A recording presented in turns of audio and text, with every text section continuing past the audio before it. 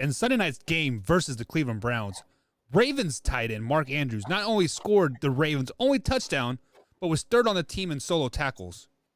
Combs, cue that intro.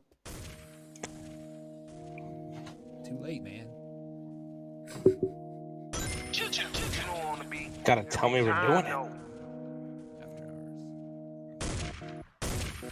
I would like to personally welcome you to Man Hour After Dark. Say that then. While I bring you the host, Mike, Buck, and Cone. You know who's coming to the stage. Sports talk than what you about to hear right here. I second that. Go.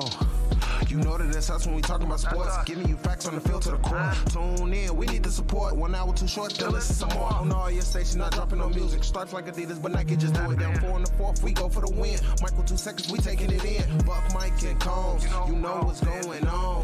Man, now we're after dark, no LA. We the big spark. No 4th and inches won't cut you short. Got the best talking, it's all sports. Buzzing more than buzzer beaters. We coming live, all 3 speakers go. And what is up, Man Hour Nation? Michael Buckhuister here with the Man Hour. Be sure to head over to manhourradio.com and check out the merchandise page. We had the Beastie merch come in, or it's there, I should say. We had the Takeaway 22 merch is there as well. Of course, we have the OG Man Hour logo tees as well over there. All great merch, all great quality. And if you use promo code HOLIDAY15, all capitalized, save you 15% on your order. So perfect holiday gifts for anybody out there looking for some last minute gifts for your coworkers or for your mom, for your dad, or for your wife, your brother, sister. Get some Man Hour merch. That BC merch is fire, baby. Fire, fire, fire. Combsy did a great job on the merch. So, guys, we do have an action-packed show for you tonight. We got Mr. Graham Wallace on his weekly power rankings schedule here. Week 13 of the power rankings are here. And quite frankly, guys, I'm not happy about them. They are they are Graham Wallace at Bus Wallace on the Toy Machine. Follow him. They're not that good. I'm just putting it out there, Graham. Sorry, man. They are not that good. And of course, we're going to talk some Saints Cowboys. We're going to talk some college football playoffs. We have some spilled soup tonight. Who's ready for some spilled soup? I know I am. But what I'm really ready for is to bring my man, the peanut butter to my ladies on, the peanut butter to my ladies, the graham cracker to my saltines, Mr. Brandon Beastie Combs. What's going on, buddy? What is going on, Michael Buckhuister? What is going on, Man Hour Nation? Man, peanut. I tried that line while you've been gone. Oh, it failed. I saw it, man. Yeah, they didn't like it. They, especially Soup Boss. Soup Boss was mad that I said it about Tori and then tried saying it about him.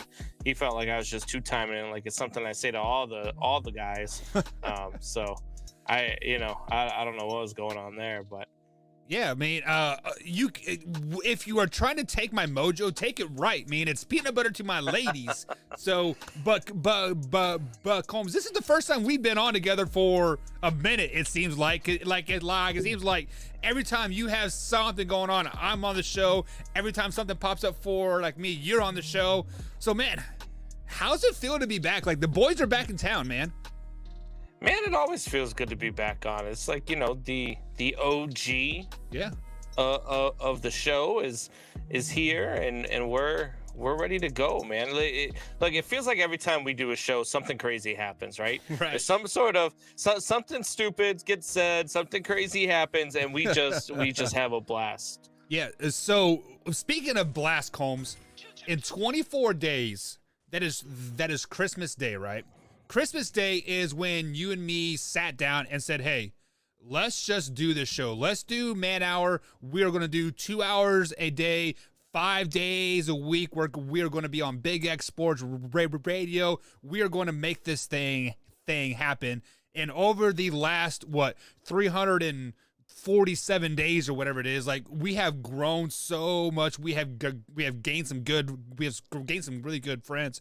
Tori has joined the show. Wyatt has joined the show. We have great people in the chat. Like we have Drew in the chat. Already seen him popping in. What's up, Drew? Alpha Rob, Rock, Trent, all those guys, and Nana, of course, and they are being a part of this family and growing it and reflecting on the back, like on this last year, Combs, I mean, here in 24 days, we've come a long way, haven't we?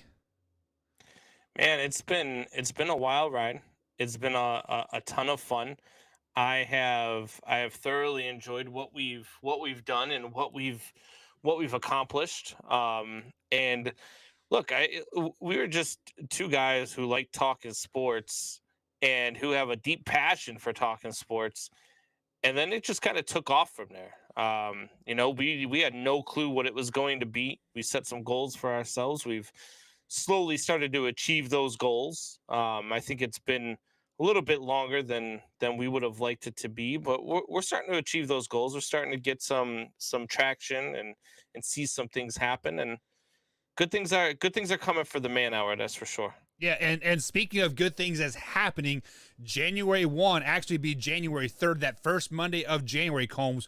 We will be on Roku TV with the Northwest Streaming Sports channel out there. So Man Hour is coming to a TV near you on Roku TV 5 times a week. I'm not for sure the time yet. We're still ironing out some back end deals and like whatnot, because the Man Hour, let's just be honest, Combs. When we say we are going to do something, we carry a brand along with that deal, and we want to make sure things are the way that we want to operate. So big things are happening, guys. Here we will still be here on youtube.com/man hour. Don't you guys get that twisted. This is the only place where we can really truly be raw and uncut, and I can say piss, ass, and fuck all I want and not have to worry about it. Now when we're on Roku, I'll have to write it down and edit it out and be up till 2 o'clock in the morning, whatever. It is what it is. But speaking of being up till 2 o'clock in the morning, Combs, Thursday night football is right around the corner, and it never fails. I'm up till about 12:30 watching the post game, watching the press conferences and all that stuff. But this Thursday night, guys, we do have the New Orleans Saints taking on the Dallas Cowboys, and it was just announced here in the last hour or so. If you're watching us live here at youtube.com/man, I'll be sure to hit that subscribe button and the like button if you be most inclined to. But Taysom Hill has been named the starter over Trevor Siemian for the New Orleans Saints. Combs, I thought Trevor Siemian was doing a pretty good job holding down the fort, and they had a couple good wins, right?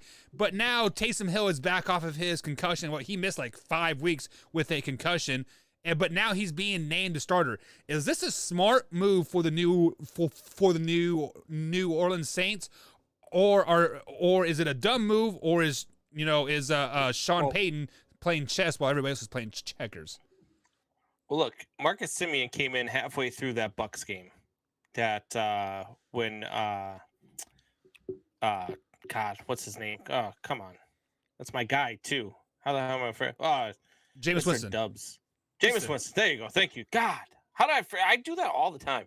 But anyway, when Jameis Winston got hurt, it was in that Bucks game, and Simeon did a good job of leading them to that win there in the fourth quarter.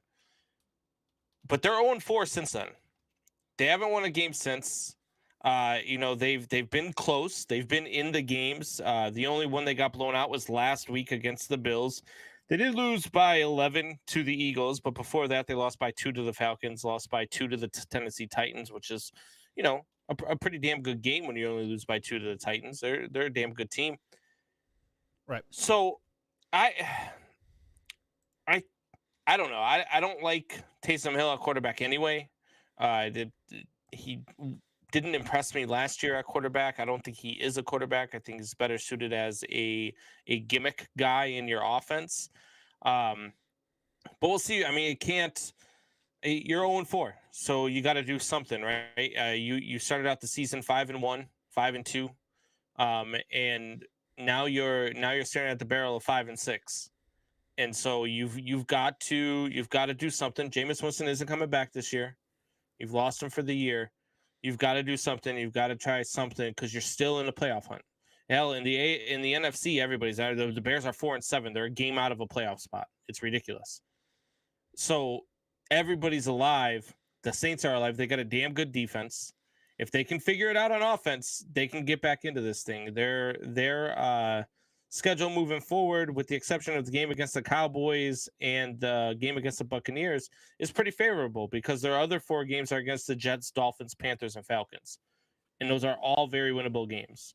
So you figure if you go, 4-2, you finish off the season at 9-8, you might be able to sneak in as a 7 seed. Yeah. So a couple of things that you said there. Yes, they do play the Miami Dolphins, and the Miami Dolphins are starting to trend up. They are starting to find like they are starting to click here the last few games here. But the one point that I want to hit on be like you kind of just glossed over it is you think that Taysom Hill isn't a quarterback, which I totally agree with you on that. He is a tight end or the long snapper or everything else that like he does. Why do I feel a butt coming on? No, but I'm saying though is if you and I do not see a Taysom Hill as a quarterback, Trevor Siemian clearly is a quarterback. Yes, they have lost a couple games, but you have to realize this. They lost to a Falcons team, which is a divisional game. That was Trevor Siemian's first start in how many years, right? Then they played a damn good Titans teams that if I'm not mistaken, I still believe King Henry was playing that game. Then they lost to a very trendy, a very surging Philadelphia Eagles team, and then a damn good Buffalo Bills team, arguably the best team in the AFC. So yeah. With all that being said, bad either. Yeah. So I mean, why pull him? He's only completed 57% of his passes, but he's almost thrown for as many yards in 5 games as Jameis Winston did in 7. He's thrown 9 touchdowns to only 3 interceptions. I mean, your offensive line just isn't doing him any favors. The guy's been sacked 8 times in 5 games. And I mean, I don't know. I don't necessarily agree with the move. You're 0-4 and you feel like you're forced to make a move here. I don't know. I don't know if it'll work. I don't know.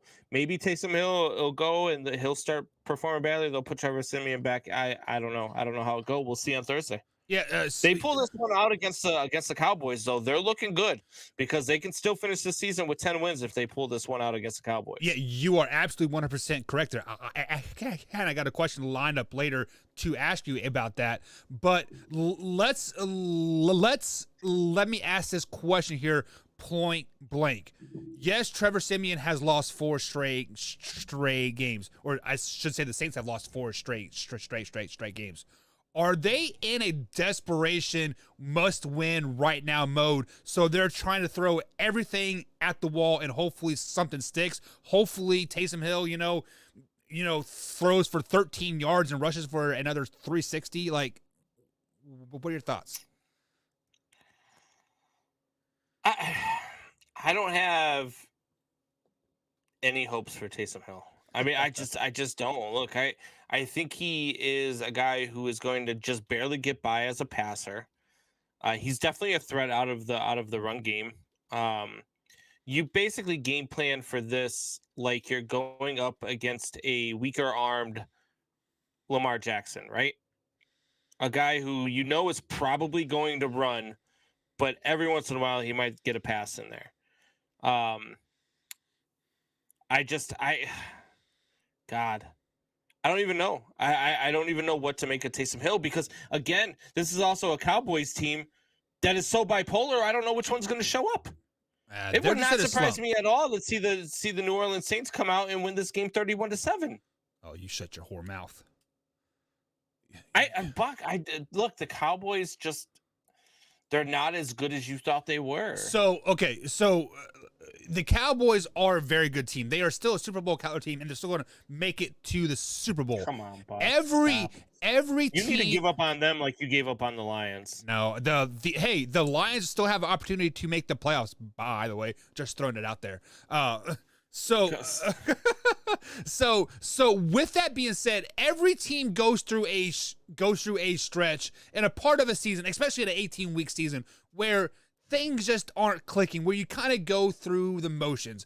Also, on the Cowboys side, yes, they've lost 3 of their last 4, losing 2 in a row and losing 3 to AFC West opponents.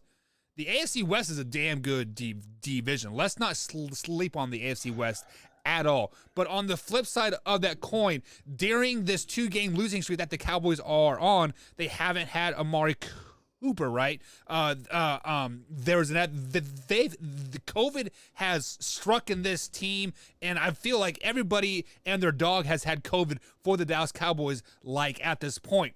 But one of the biggest things that are coming back for the Dallas Cowboys this Thursday night, Combs, is Amari Cooper. Amari Cooper is supposed to come off of COVID-19 protocols and play Thursday night. How big is this for the Dallas Cowboys to have their number one receiver back in the lineup versus the New Orleans Saints? That's huge. I mean, look, you start clicking on all cylinders again, like the Dallas Cowboys were earlier in the season. And, you can write the ship pretty damn quickly. The Cowboys have definitely taken advantage of being in a weak division.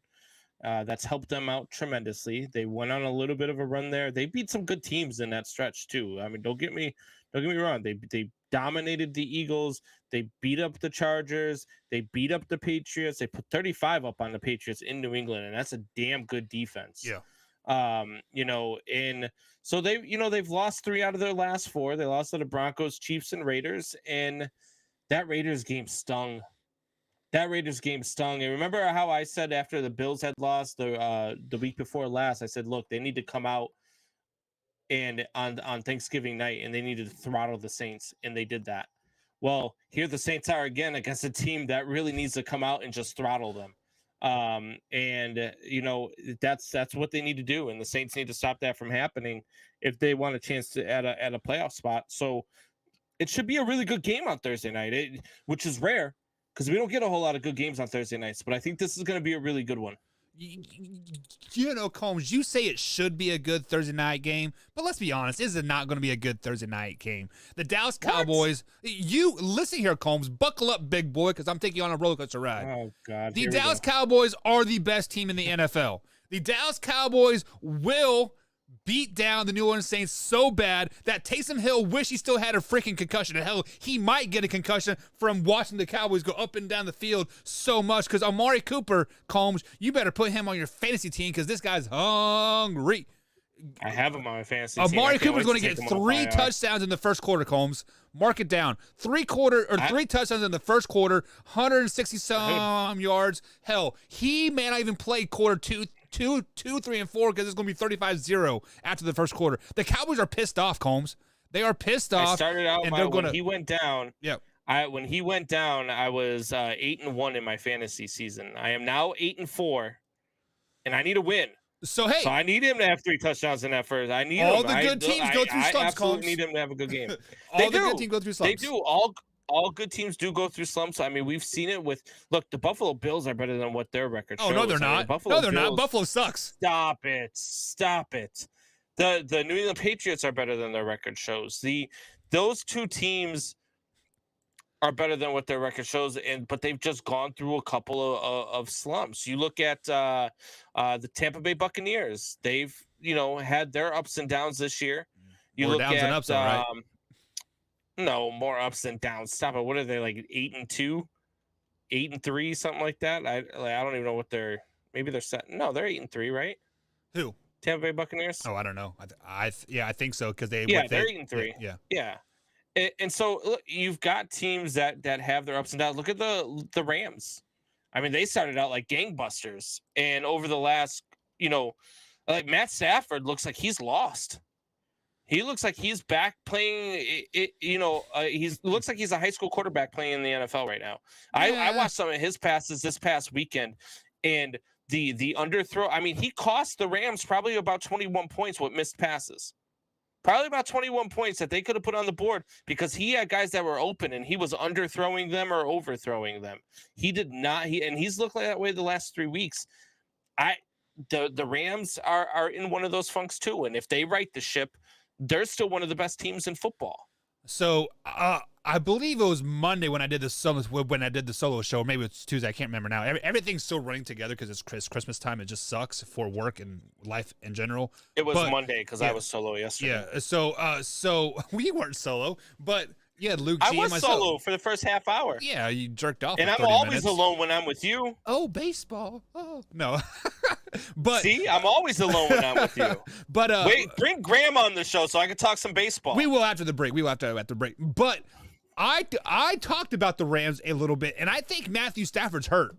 Like, I think he has some type of injury, because if you see it, like, if you watch him, week, like, I don't know, 8 and previously, he was really driving the ball down the field, hitting the receiver spot on.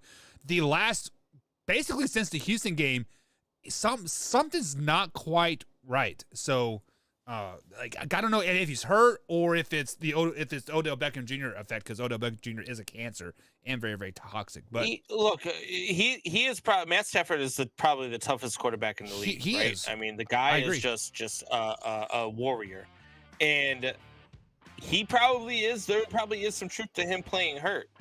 But if that's the case at this point right now, from what I'm seeing from you, is you're hurting your team more than helping it. So maybe you should go ahead and take Pause. 2 weeks. Pause. What? He is not hurting his team. Sean McVay, or not, is it Sean McVay or whoever? McVay is hurting is hurting his team by not catering to that injury around Matthew Stafford. Run the damn ball more. Stop throwing it 85% of the time. Well, not only that, but I mean, if you sit him for 2 weeks, let him get healed up. I mean, that would have been better than going out and getting his brains beat in for 2 weeks. And now, instead of a season where you started out 7-2, now you're sitting at 7-4, right. And Matthew Stafford still might need to sit for a couple weeks. So it's one of those things. There's a lot of the Robert Woods injury really, really hampered them. Yeah, so it really hampered them. I see good things out of Von Jefferson, though. But that Robert Woods injury, I think, really took a toll on them more than we would have thought that it would, especially after the signing of OBJ. Oh, exactly. So, looking at the Rams roster here, would you rather have John Woodford or Bryce Pearson play? Look, Wolford can play, man. Wolford could play. He could have held down the fort. I mean, he could come in and be a game manager and still not, you know what I mean? Like, what we're seeing out of Matt Stafford is no worse than what we would see out of Wolford right now. True. It's just not. All right, guys, we are up against the first break tonight, so sit back, relax, get some merch while we're on break as we welcome Graham Wallace onto the show right after the break This is gonna be terrible. with his week NFL 13 power rankings, guys. We'll be right back. Stay tuned.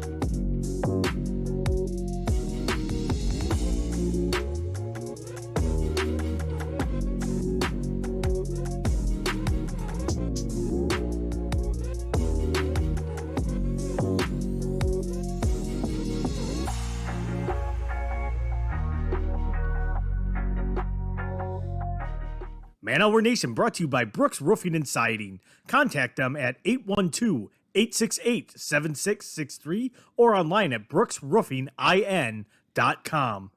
Brooks Roofing and Siding, protection you need when nature strikes.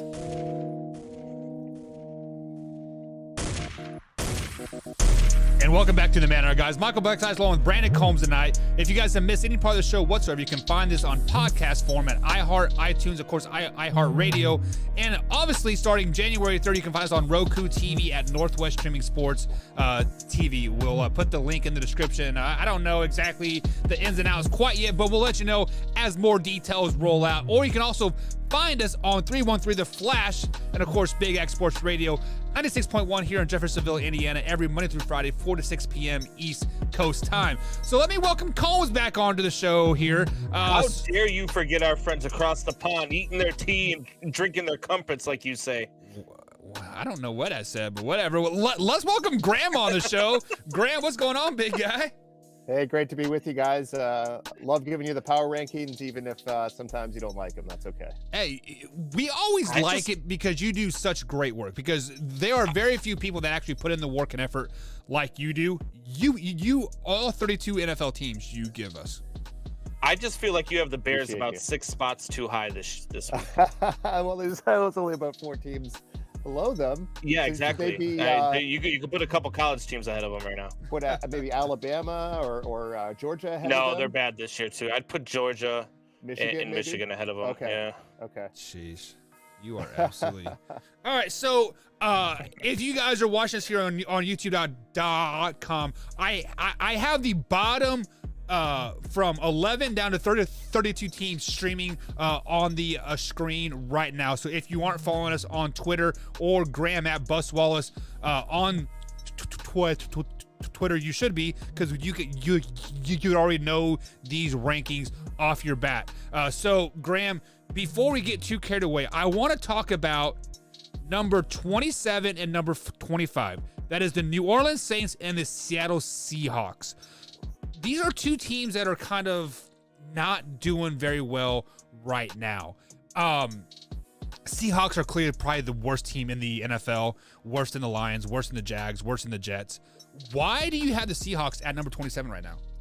You know, we were talking a little bit before we came on, and I probably should have had them at least 1 spot lower with that 3-8 record. They just, honestly, guys, there's a mix of teams. It probably starts at 17 with Pittsburgh, down for the next 8 or 9 teams. Really, the rest of the teams, they just look hopeless right now.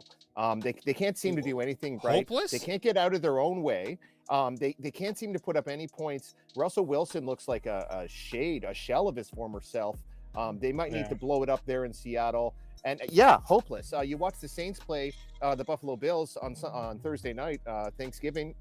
You probably had your turkey already. You had a few nice drinks, and you watched them, and you probably had to be thinking to yourself, how in the world is this team going to move the ball? Because I don't care if it's Trevor Siemian, I don't care if it's Taysom Hill. This offense just looks completely disjointed. Nothing like we were really used to seeing out of Sean Payton and co. I know they're missing Alvin Kamara, they're missing Thomas, they're missing almost everybody, but they just looked completely hopeless. And that's what I can say about a lot of these teams that I have bunched together, minus the Miami Dolphins, who have won 4 in a row. Well, Graham, I don't know if you were listening before you came on, but we were talking about the New Orleans Saints and why are they going to Taysom Hill. You know, Trevor Siemian in 5 games, granted, he's only completed 57% of his passes, but in 7 games, Winston had only completed 59%. Winston in 7 games threw for 1,170 yards. Trevor Siemian in 5 has thrown for 1,083. And he's thrown for 9 touchdowns and only 3 interceptions. Yeah. So he's not playing terrible. He's playing just as well as the starting quarterback was playing. And now you're bringing in a guy who's a gimmick at best, and who proved last year that he's no quarterback. No. I other than maybe shaking it up just because you're 0-4 in your last 4 games with Trevor Siemian. 2 of those are 2-point losses. One of them is an 11-point loss to a really good, Titans team. And then you had the loss last week, which was, finally the big blowout loss. But yeah, I don't think Trevor Siemian was the issue in New Orleans. I think game planning is the issue. I think having missing Alvin Kamara for 3 straight weeks is an issue, and so I think Trevor Siemian kind of got a raw deal here. Yeah, I get that. His numbers are okay, but sometimes it goes beyond that. And when you've lost 4 straight, like you said, sometimes you're willing to try just about anything to try to mix it up. Taysom Hill brings a bit more of that power running game. Look to see him on some quarterback draws and some kind of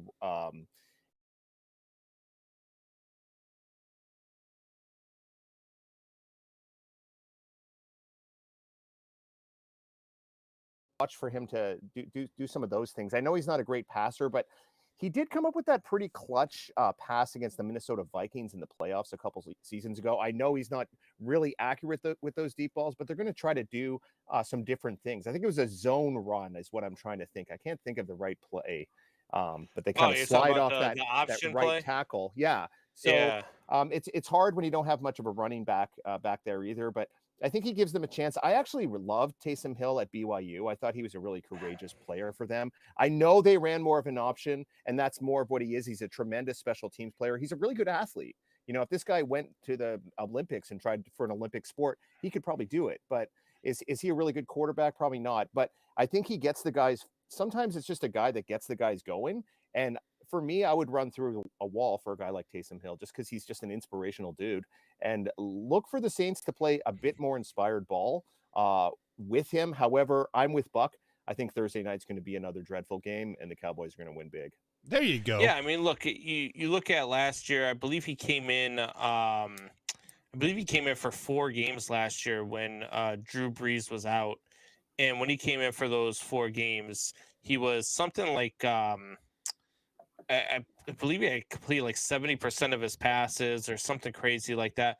But they were only throwing the ball like 12 times a game. Yeah. You know what I mean? They were running the ball majority of the time, whether it was Taysom Hill taking off and running or they were giving the ball to Alvin Kamara. And so it's kind of skews his numbers a little bit. Look, they were a better team last year. You had guys who weren't hurt. Alvin Kamara was healthy, so it was a little bit easier for the New Orleans Saints last year. Alvin Kamara missing in these last 3 games has really hamstrung this team. And Trevor Siemian is a quarterback that's going to rely on a good run game. And he was not playing awful. I mean, look, as a Bears fan, and what we've seen over the last, 4 or 5 years, I'll take a guy who will throw for 9 touchdowns and 3 interceptions over 5 games absolutely any day of the week. It's usually the other way around. So I don't know. I don't see the need for the change, but we'll see how it works on Thursday night, because if they could come out, and I was talking to Bug, if they come out and they find a way to win this game, they could easily beat 10-win team this year, because other than the Buccaneers left on the schedule after Thursday, they've got the Jets, the Falcons, and the Panthers. So, those are all winnable games. They're definitely all winnable games. I'd be surprised if they won all of them. Also, if they got to double-digit wins. Stretch play. That's the play I was thinking of. And I think they would need to customize their offense, kind of similar to like a Tim Tebow type of offense that we saw with the Broncos about a decade ago. Remember, he had a game against the Kansas City Chiefs. I think he threw like 8 passes and he completed like 3 of them, but I think 1 or 2 of them were touchdowns to Eric Decker, and they ended up winning. They would need to have a similar kind of attack. Obviously have some plays out of their defense, and maybe something special happen, like a punt return touchdown or a punt block or something. They need a total team effort to win games now, because that offense is just it's not doing it. Yeah, absolutely. It sounds like Buck's having some technical difficulties here. Can you guys hear me? Yeah. I can hear you. Like you're in a megaphone. I can't see you, unfortunately. Yeah, I don't know what's going on. I mean, like, my microphone's still going through the computer or through the stream here. But let's get into number 10 here. At number 10, you have the very struggling LA Rams. Why do you got them at number 10? Yeah, I mean, I think some people could say, they should drop out of the top 10. They've lost 3 in a row. But remember, when they started that 3-game losing streak, they were 7-1. They were looking like perhaps the best team in the NFL. And if you look at the teams that they've lost against, Tennessee Titans, Green Bay Packers, the first loss, I can't remember that first loss, but they've definitely faced some quality opponents. Now, I agree with what you guys were talking about with Stafford. I think it's very possible that he could be playing with some kind of injury because he does not really look like himself. However, let's not forget about some of those years in Detroit. He definitely had some shaky moments. He definitely threw his fair share of interceptions. Let's not make it seem like this guy was the perfect quarterback when he came here. And he also didn't play in a lot of high pressure games, which the games are becoming more and more pressure packed as we get into December now. So I think if I agree with what you guys were saying, I think if he is seriously hurt, they need to think about bringing in John Wolford for a game or two, similar to what the Arizona Cardinals did. Have faith in your backup. Think that the rest of the team can play strong, alongside him. And we saw a little bit of Wolford last year, and he really wasn't that bad. So they might need to consider something like that. But I look for them to get back on track with a win this week. Yeah, they do Yeah, play I mean, the Jacksonville Jaguars, so that's pretty easy, right? Yeah, and you're Yeah. 7-4, so this would be a perfect time if you're going to start Wolford. This week would be a perfect one before you go into Arizona next week with that big divisional game. And if the Cardinals find a way to if everybody on the Cardinals gets hurt this week and somehow they don't show up for the game and the Bears pull one out, and you win this week against the Jaguars, that could be the game that decides first place in the NFC West. It would make a ton of sense to go to Wolford, or maybe they're trying to get through that Cardinals game with Stafford, because then you get the Seahawks and the Vikings before you get the Ravens. So maybe that's when they decide to rest Stafford for a couple of weeks before they play the Ravens and Niners to close out the season. Well, and then coming at number 9, you do have another struggling team in the Tennessee Titans. They've lost 2 in a row to the Houston Texans, and then the Patriots got throttled by the Patriots. Supos' payday Patriots. Yeah. Why are they at number 9 still? Well, I think it's very similar to the Rams. Yeah, they've lost 2 in a row. They've looked pretty poor doing so. Especially that the Texans loss was really, I think, the biggest upset of the NFL season so far. Perhaps along with Jacksonville beating the Buffalo Bills, but they're still in a good spot. That's the reason why I've still got them in that pretty high spot, still in the top 10 there. They're still in a good position in the AFC. They can still get that number 1 seed. Really strange fact about that game against the Patriots. Yeah, they lost the game by 23 points, but they actually had 2 100-yard rushers in this game, which is a very encouraging sign for Titans fans. Deontay Foreman and the guy who had the long touchdown run there, both had over 100 yards in this game. So that's got to be encouraging, and it gave them the freedom to go ahead and release Adrian Peterson. Apparently, he's talking with the Seattle Seahawks, which is really he's interesting signed. development. Yep. He has signed. Yep. Okay. So obviously the run game is so important to this team. Tannehill has had some, not great moments over the last couple of weeks, so he needs to get it together. I believe some of their receiving core is out right now. But let's be honest, this is a team that's carried by its defense, usually strong special teams as well. So they just need to not make mistakes. And their schedule over the last 6 weeks is they have a lot of winnable games there. So I definitely think that they can at least win the AFC South and still, like I said, in the mix for that top seed for the AFC. So it's not all bad for the Titans. No, I think you're being nice. It's all bad. I mean, Yeah. Okay. AJ Brown, Julio Jones on the IR. Now your top wide receivers are Nick Westbrook, Akeen, and Chester Rogers. It just does not bode well, especially with a guy like Ryan Tannehill, who is like what I said with Trevor Siemian. He's one of those guys who is really going to rest his laurels on a strong run game. And with Derrick Henry being on IR too, I mean, look, injuries just killed the Titans season. That's what happened here. They were going to be a Super Bowl caliber team heading into the playoffs, and now they're nothing. And Buggy, I mean, you can laugh all you want, but I mean, they were running roughshod over the league until Derrick Henry went down. You know who else runs roughshod during the league during the regular season? The Baltimore Ravens. What have they done in the Green Bay playoffs, Combs? Packers. True. Very true. Go ahead, Graham. My bad. I didn't mean to cut you off. Oh, I was just going to say, I did find out the name of that. Sorry, it was Dontrell Hilliard was the other running back. So, I mean, that is an encouraging sign. He is no King Henry. Certainly, he's more of a speed back than power and speed like Derrick Henry is. But that, like I said, that's an encouraging sign. I would not flush this season down the toilet. They still have a very good defense, and I think they're going to need to win games, 17-10 and things like that. show the toughness that they've really exhibited throughout the season, taking on the personality of their head coach, Mike Vrabel. Yeah, I mean, look, the good thing for them is that they've got a pretty soft schedule left. I mean, they've got the Jaguars, the Steelers, the Niners, the Dolphins, and the Texans. And, with the exception of maybe that Steelers game, possibly the Niners game. The Niners are one of those teams you never know who's going to show up, but Yeah. All of those games, I mean, they're better than each one of they'll be the favorite in each one of their remaining games. So I think that will benefit them a little bit. I think they'll still get into the playoffs. They'll probably still win the AFC South, but I don't think that they are they're really a threat to anybody come playoff time. Absolutely correct. But you know who is a threat to come to people during the playoffs? Is the Dallas Cowboys, and that's exactly who they have coming in at number 8. This is for the last couple of weeks, Graham, your power rankings have been trending, and this is another trend. The Cowboys have lost 2 in a row, much like the Titans and much like the Rams as well. Why do you got the Cowboys still at number 8, even after a tough loss on Thursday and then shellacking by the Chiefs? Yeah, I mean, 2 losses in a row, actually 3 of their last 4. You could take these 3 teams at the bottom of the top 10, put them in a jar or a bottle or something, shake them around, and throw them out, and they'd be somewhere around the same. They've both been struggling over the past month or so, but they're still in a good position. They're all leading their divisions, I believe. Let me make sure that. Sorry, the Rams aren't leading their division, but they're still in a good playoff position. Cowboys. We talked about it, or you guys were talking about it earlier. Amari Cooper has not been around the last couple of weeks. He's a big time receiver, and he makes the rest of that team go. You think about guys like CeeDee Lamb, that 2-headed monster at running back, Pollard and Ezekiel Elliott.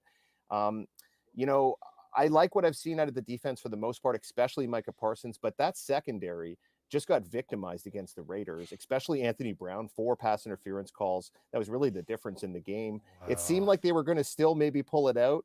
And I said to myself, if the Raiders lose this game, they really shouldn't lose. The Raiders, I thought, were the better team throughout the game. And the thing is, for the Cowboys, though, it's still all there in front of them. They got 6 games left.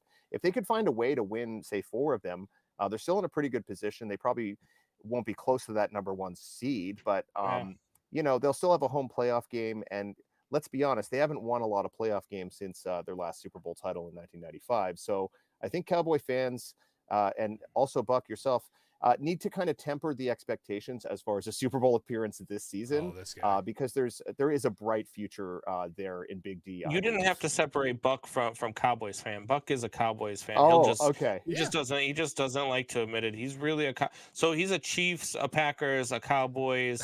Him and Drew have like 17 teams that they true for. Yeah, he loves the Detroit Lions. So it is what it is. But look, the thing is that much like I said, if the Saints find a way to win, they could be a 10-win team.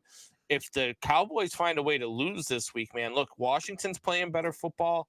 The Giants are playing better football. Then they have the Cardinals on their schedule too. They got the Washington twice. They got the Saints, the Giants, the Cardinals, and the Eagles left. It's not a very easy back end of the schedule. They could very easily find themselves at 8-9 or 9-8 this season.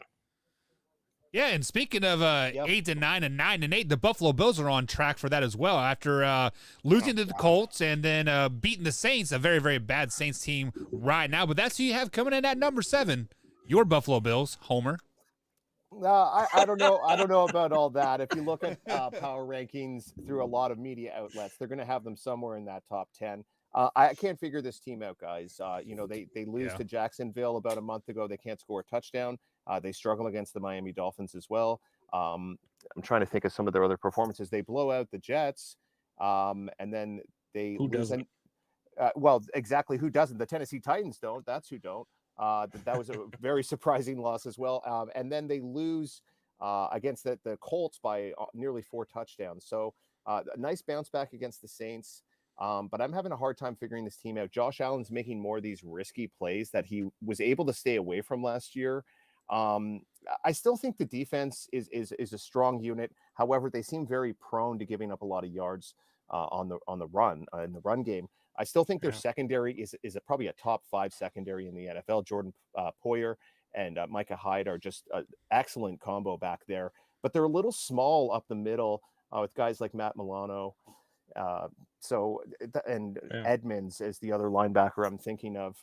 I like what they've done at the running back position, inserting a guy like Matt Breida, who was a healthy scratch for the first several games of the season. He had gotten to the end zone a couple of times in recent weeks. He's more of a speed, dynamic, pass catching type of back, whereas they had just kind of a thunder and lightning combination with Singletary and Zach Moss. So I like what he brings to it. I still think they have a really good receiving core.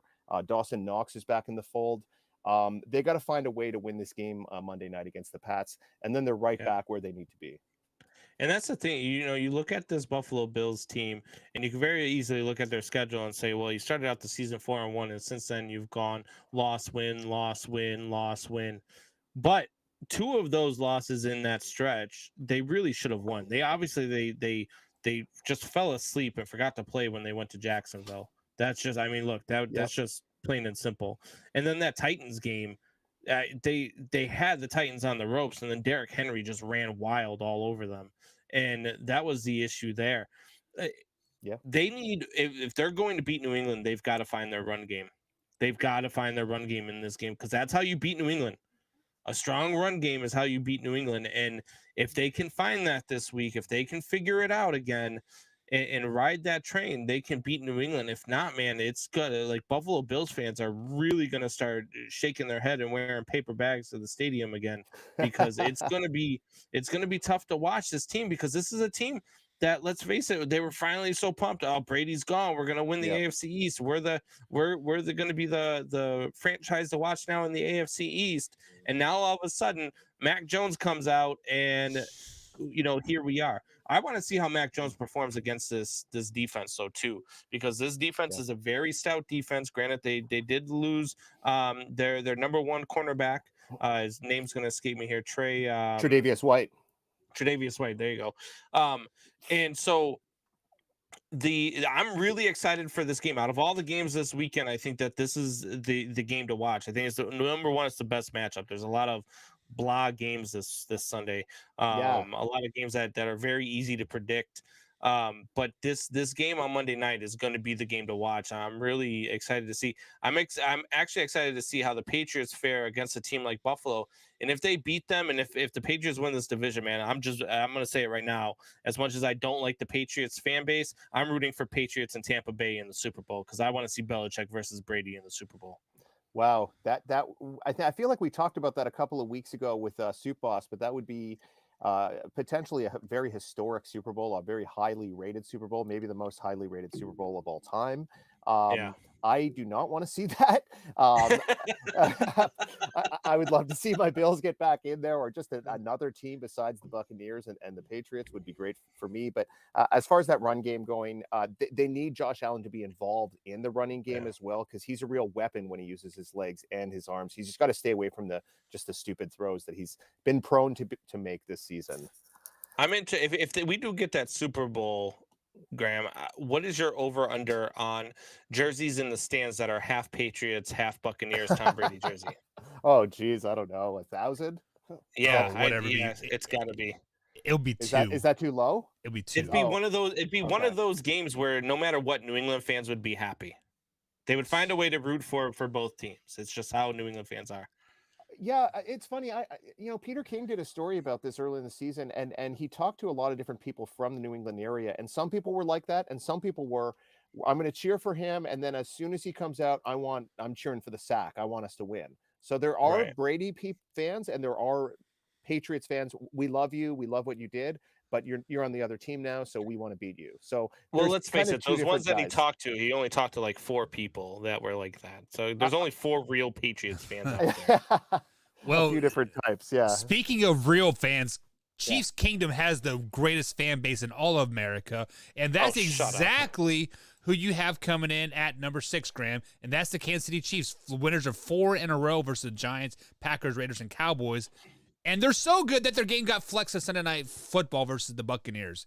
How good are the Kansas City Chiefs right now? I believe it's the Denver Broncos. The Denver Broncos. That's right. Yeah, you're right. Yeah, it did get flexed in, thank God, because the other game was just a god-awful matchup. We already got kind of treated to Washington and Seattle on Monday night. That was just a brutal game. So I'm really glad that happened. Really like what I've seen out of the defense over the last month. Steve Spagnuolo is in that kind of midseason form. I don't know what it is with this guy, but he can't seem to get his guys or his schemes to work in the first 2 months of the season. But Chris Jones is looking like a world beater right now. They still have Tyrann Mathieu back there, and they're doing enough offensively, even though I still think they're lacking that game breaker on the opposite side of the field, opposite of Tyreek Hill, I should say. Kelsey is still probably the best tight end in football. And that's Probably. enough. What? Okay, he's the best tight end There in you go. football. You know, they have a decent running game. That's been enough. They may not be the dynamic Kansas City Chiefs that we've seen over the past 3 seasons, but if you mix in a defense that's getting after the quarterback, especially that rush up the middle, forcing turnovers, I think they're enough to be one of the top teams in the AFC, and that's where they are right now at number 6. So they're right in the mix. So if you don't mind, let me talk a little bit about the Kansas City Chiefs. And Oh God. a Here we go. couple years ago when they won the Super Bowl, I may or may not have my Super Bowl hat here on my head, but we wouldn't be able to see it anyway, Buck. Your camera's exactly. off. But I thought you were rocking Royals. Okay. but the Kansas City Chiefs started out that season 6-3. Guess what they were just a couple weeks ago? They were 6-3 as well, right? So with that being said, they are Super Bowl caliber team. On the other side of that ball, here in the last 3 or 4 weeks, they have finally moved Chris Jones back into the inside where he belongs. And they tried with him with the stand-up defensive end crap. That just doesn't work. Put the man back in the middle where he belongs.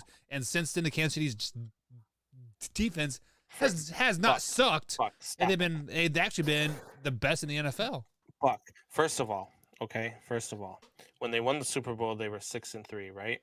And you said they were 6-3. That shows how little you're paying attention because they were never 6-3. They started out the season 3-4. 6-4. My Yes. bad, Combs. My bad. Sorry, Second of all- 2016 is not last year. My bad. Second of all, you ready for a hot take, Graham? Yes. The Kansas City Chiefs are going to lose 4 games in their next 5, Oh my god. and they're going to finish the season 9-8. You're such a whore. And the Denver Broncos, who have a much easier schedule down the stretch, are going to win this division, and they're going to win this game on Sunday night. Wow. That is scorching hot. I don't know if I could get behind that. exactly. I just don't trust Teddy. Steady Teddy You don't have to get in doesn't front of want it, to just don't be- tackle anyone on the interceptions. Yeah, I'm still talking about you that. don't have to get behind it. Just get in front of it. Just don't get in front of it because it'll run you over Okay. when it happens. Because Wow. look, they've That got the will run me Chiefs, over. but then they get the Lions, Raiders, Chargers, and Chiefs again. So, and then they got the Bengals mixed in there, and the Bengals, man, they're another team. You just don't know who's going to show up every damn week. But I'm telling you right now, watch this happen. They're going to lose 4 out of their next 5, and the Wow. Denver Broncos are going to win 4 out of their next 5, and they're going to win this division. Wow, that would be. I would be very shocked. I don't know if I could get with that, but I love the take. I love the boldness of the take. We'll see what happens. I mean, it's totally 100% wrong. But one thing that has been bold are the New England Patriots, winners of the 6 in a row here. Yeah. And Graham, you have them coming in at number 5. Soup Boss is You know not how going I to know like I'm right this. there? You know how I No. know I'm right, Graham? Why? Buck said I was wrong. There's the telltale side. Well, I did too, so that might not look good for me if it happens. I'll wear that. A lot of people have Pats a little bit higher, maybe in the top 2 or 3. I don't know if I'm quite there yet. Mac Jones is still a rookie. He's looked like a 10-year veteran. Give the guy the offensive rookie of the year now. Well, maybe Jamar Chase, but a Micah receiver Parsons. almost never wins that award. That's defensive rookie of the year. You could give it to him now as well. Anyways, what I'm trying to say is Mac Jones is looking great as a quarterback back there. Damian Harris, the run game is looking good as well. The defense is stout.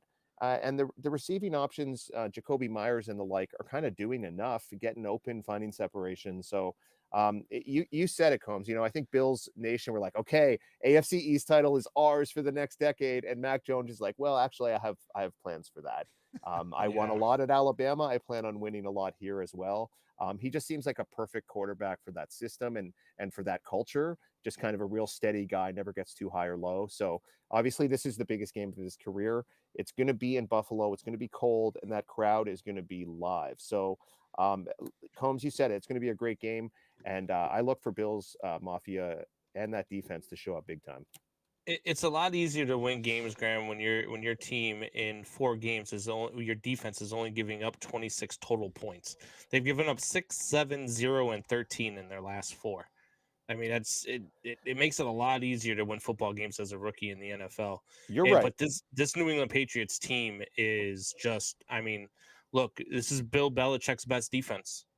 And you know, our boy Wayne G said this before the season, and I laughed at him. He called it before the season, and he said everything that's going on is what he said would go on, and he predicted this team to be 11-6 this year. Wow. And he is on point with it. I laughed at him. Halfway through the season. Yeah, I but think we all is did. Absolutely, positively correct.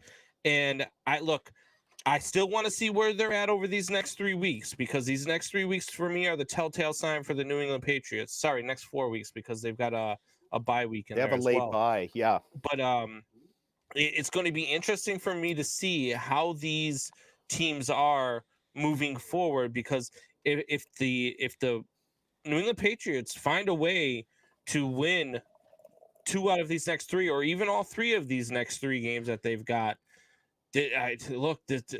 watch out for this Patriots team, because they're going to be really tough to beat.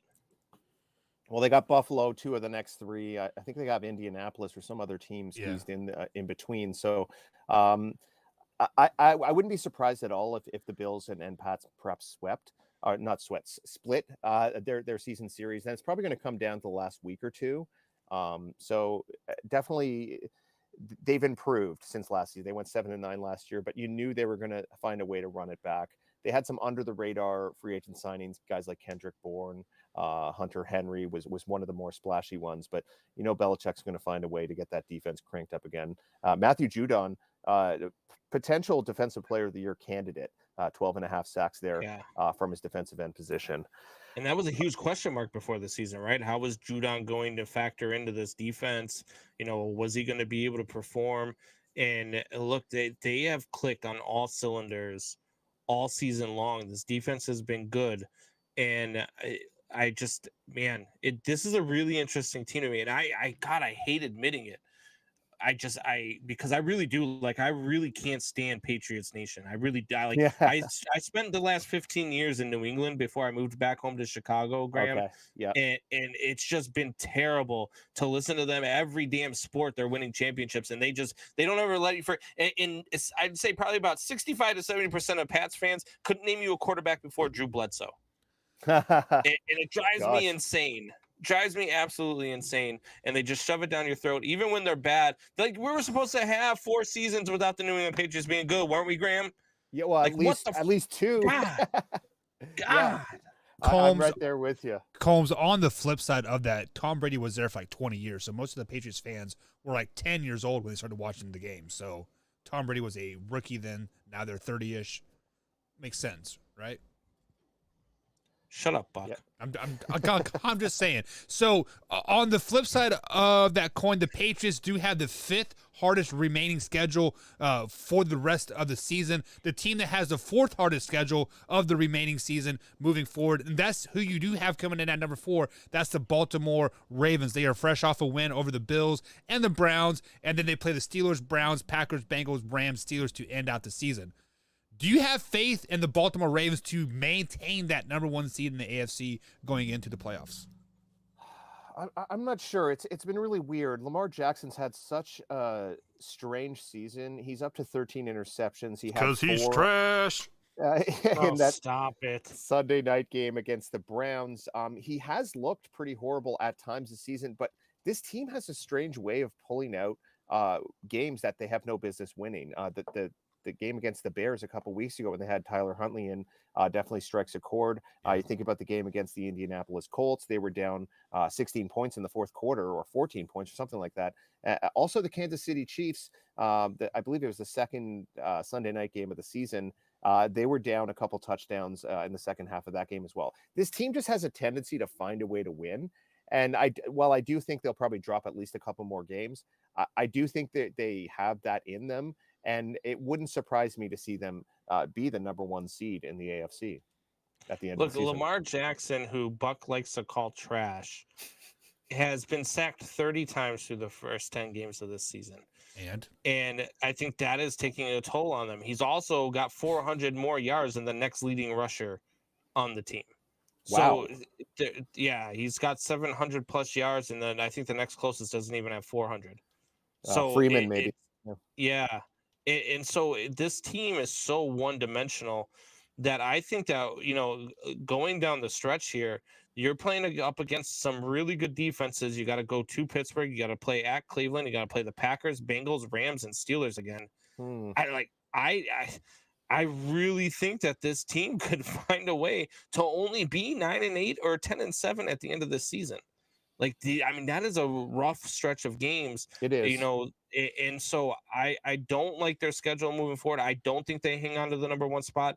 It would not surprise me at all. Not surprise me at all if they just completely lose their minds and lose their skirt on this one and end up at 8-9. Don't win another game this season. So are they 8-3 now? 8-4, I believe. 8-3. Yep. 8-3. So 6 games remaining. Even if they go 3-3, that's 11-6.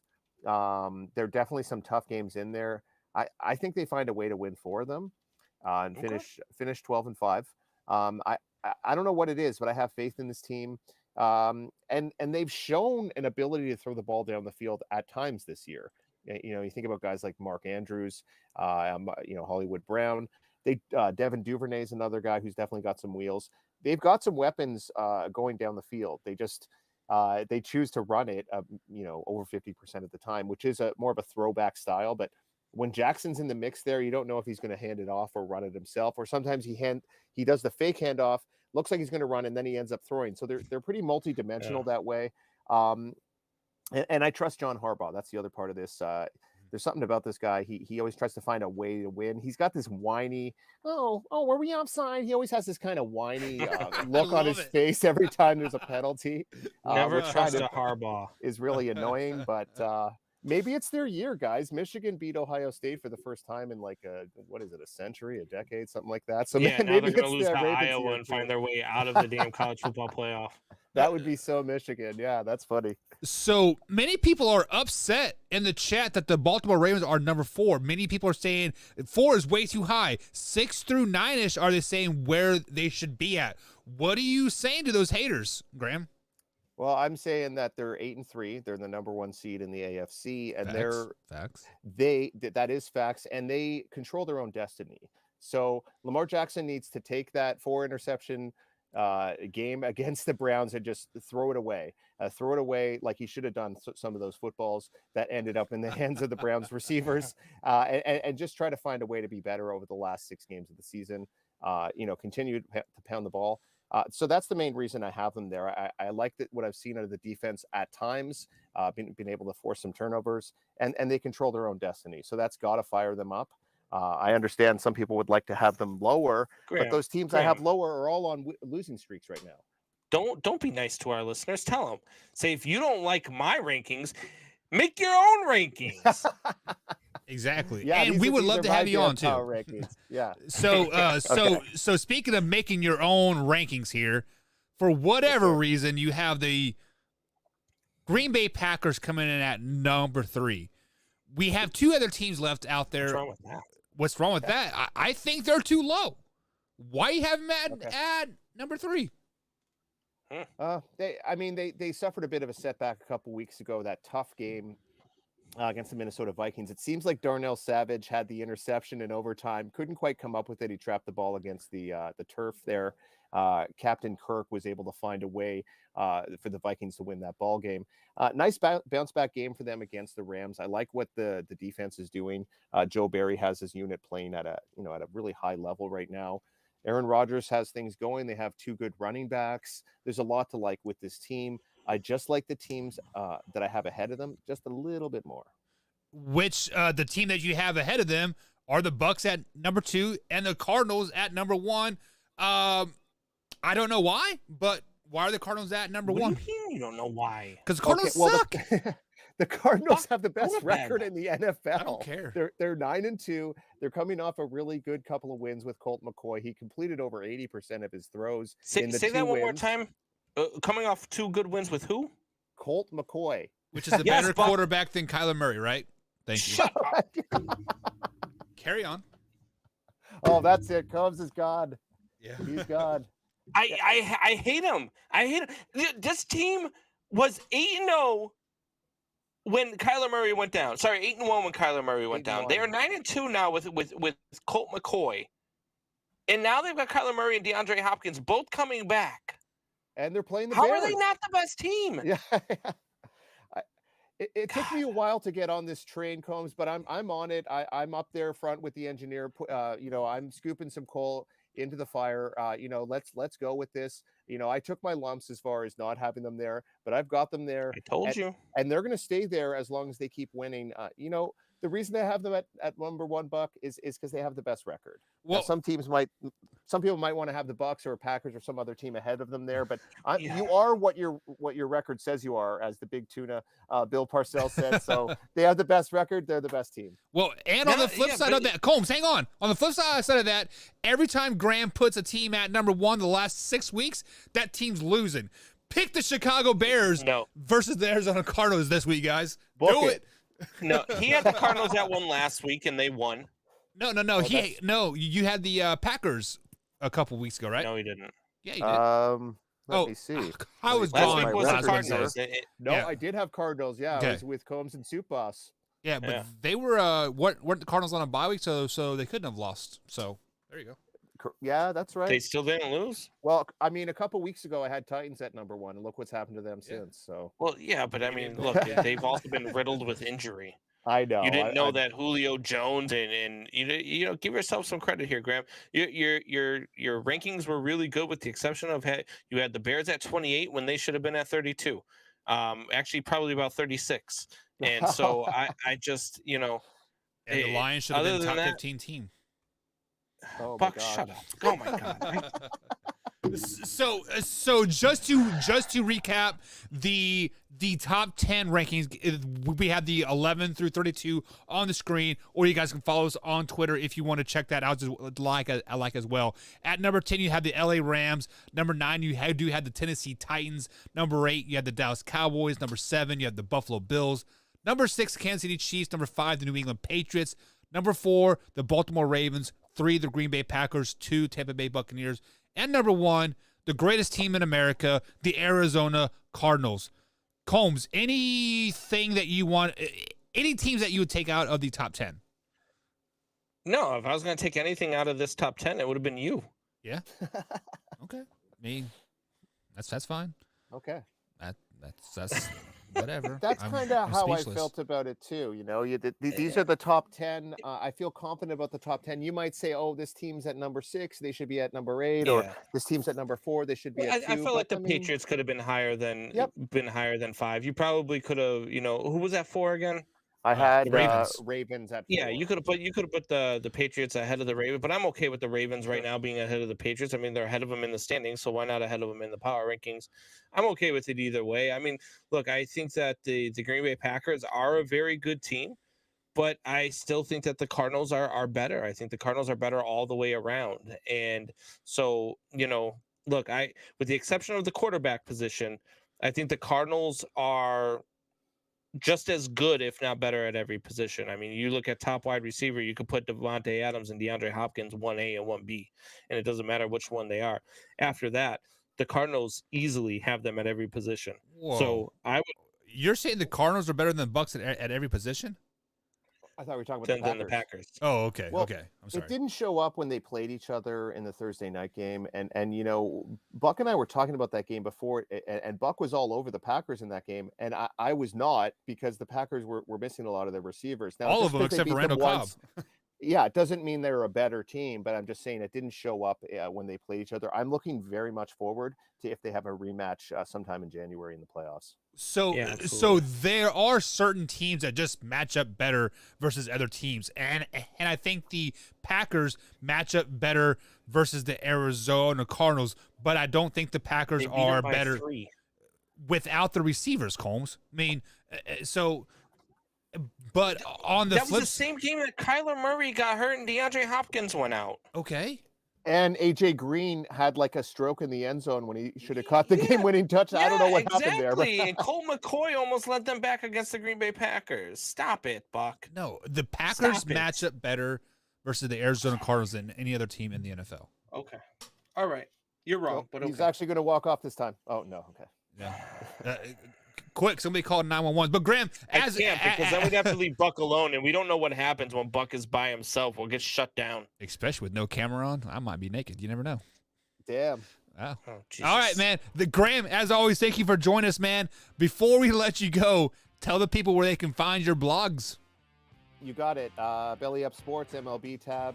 I got some off-season stuff there. It's been a crazy off-season. I've had a few articles come out. Also, jaysjournal.com, working on some players the Jays should be looking at, even though a lockout is pending. Bus Wallace, at Bus Wallace on the Twitter machine, as you would say, Buck. Also, come hit me up on Instagram.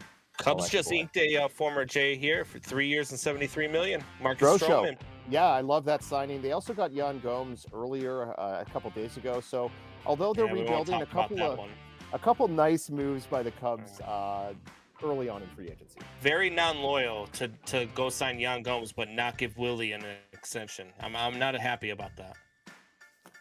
What can you do? Hey, guys, speaking of baseball, tune in tomorrow. We might have a special guest. We might have some breaking news. You never know. You never know what's going to happen here on the Man Hour. But, Bus, thank you for joining us, man. We'll see you next week. Okay. Thanks, guys. See ya. All right, guys, we're up against the next break here. Stay tuned on the other side of the break. We do have some stuff happening. I don't know what's happening because my microphone's not working. My camera's not working. I don't know. We'll figure something out. We'll be right back, guys, here on the Man Hour. Stay tuned.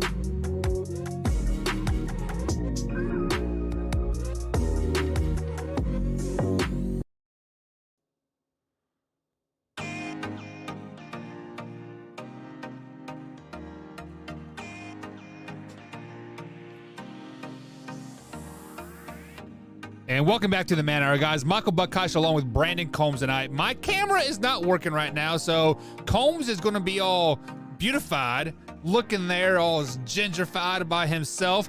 But guys, it is that time of night where we open up the floor to questions, to comments. It's time for Shop Talk, Combs.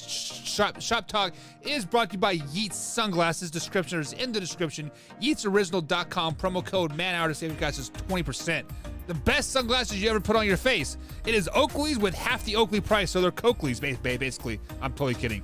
But with that being said, one comment that come out and popped at me, bit me in the face, is like, look at me, look at me, look at me. It's our girl Liz, that the designer of the Beastie merch, Combs. She says, LOL, I just had to rewatch what Combs said about the Denver Broncos to make sure I heard that right. Go Broncos! What? Were you trying to pump her up, Combs, or what?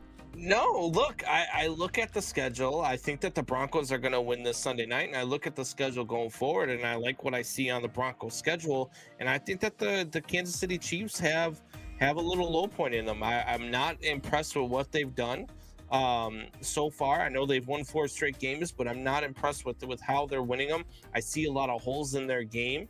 I think the Denver Broncos are going to be able to take advantage of those holes in that game. And then their remaining schedule is just favorable. You know, I mean, Liz knows anything from the time that we've talked sports in the office or out of the office. She knows for sure that I'm not a Broncos fan, and I will hate on them just as quick as I like them. But right now, like when I look at it realistically, I think the Kansas City Chiefs have a real shot to lose this division, and I think the Denver Broncos have a real shot to win it. Yeah. So, as I do agree with you that the Broncos and Chiefs will split the series this year.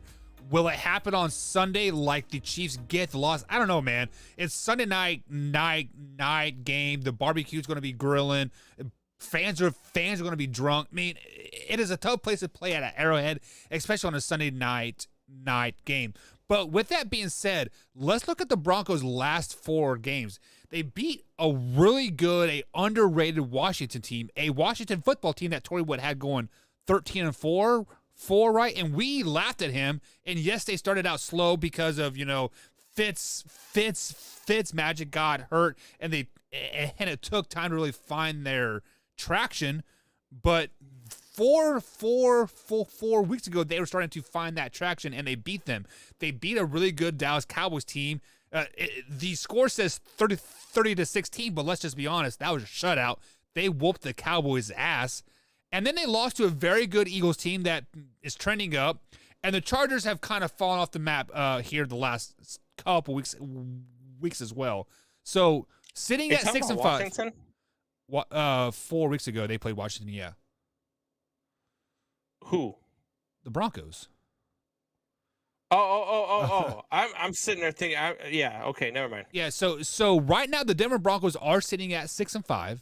They play the Chiefs twice. They play the Raiders, the Chargers, the Bengals, and the Lions. First of all, we don't know what the hell the Bengals are.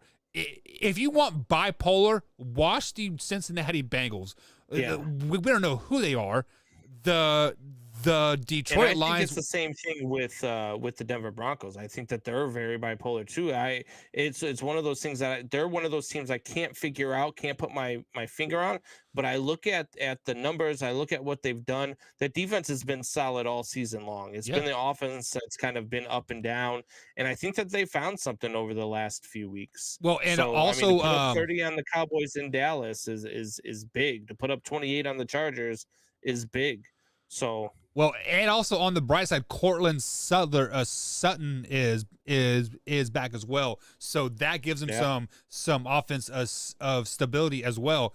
So let's just cancel out the Kansas City Chiefs games here: Lions, Bengals, Raiders, Chargers. 4 games that they're probably going to be favored in, Combs. That gives them 10 wins on the season. That's a playoff bound team. That's a playoff bound team, yeah. I agree. And look, the big what if is what if Teddy Bridgewater goes down? No, because I think the biggest what if is what if the Lions beat them? How much does that hurt your ego? Dude, if the look, you know, we just made Liz's night by me talking about it. But Liz, don't show up to work if the Lions beat the Broncos. Because look, I don't think it'll happen. But if it does happen, like, yikes! Yeah, that would totally change everything that I think about them right now. But look, the Broncos are that team that you're like, I don't know what team's going to show up this week. So. I think if they beat the Kansas City Chiefs on Sunday, like I think that they will, I think that they are going to sort of run the table. They might lose that second game versus the Chiefs, but I think that the rest of their games are very winnable. Yeah, I totally agree with you. And earlier in the season, when we did our preseason picks for the division, way too early, back in February or like March, I actually had the Kansas City Chiefs losing this division and the Chargers winning the division. I don't think any of us had really the Broncos above 500, right? They're like 7-10, 8-9 type of team, right? They were not a 10-7 team. Yeah, I can't remember what I had them at. I know I did like Teddy Bridgewater.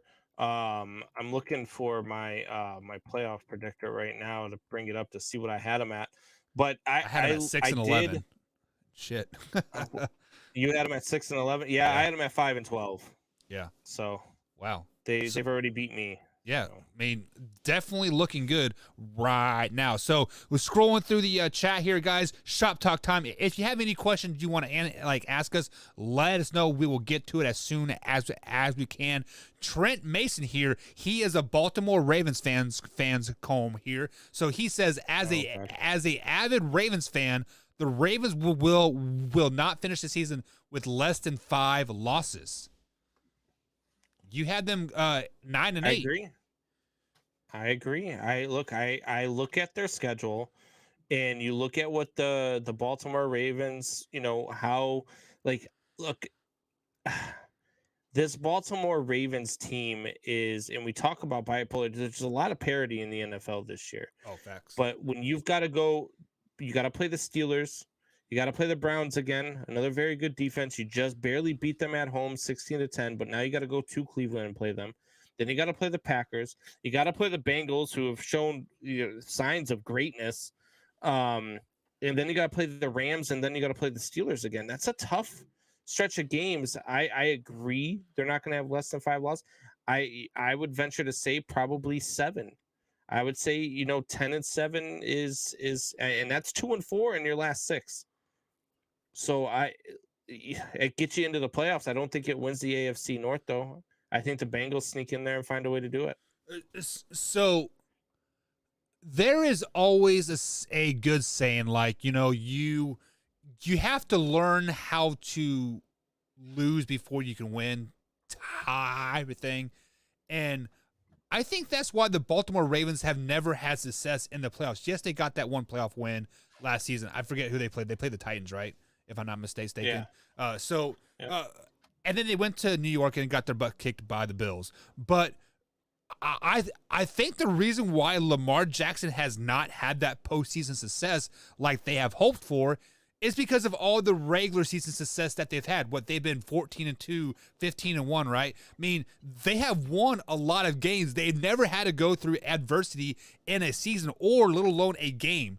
This year, the Baltimore Ravens, they have had to come back from double-digit deficits 4 times this season.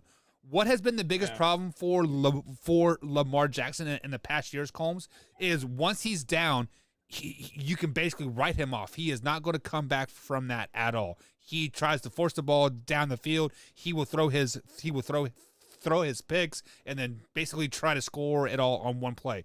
Well, you can't score 22 points in one play. It's just impossible. So this year, I think he is understanding like hey, we have to break it down in like chunks, right? Like we have to do this.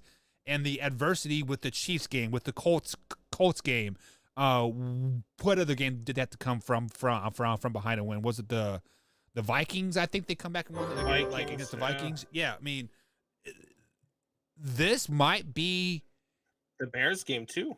Yeah, so the Baltimore Ravens losing 5 or 6 games would not hurt them whatsoever. As long as they make it to the playoffs, those 6 losses would help them to the playoffs. Does that make sense, Combs? So, do you think the Baltimore Ravens win a game in the playoffs?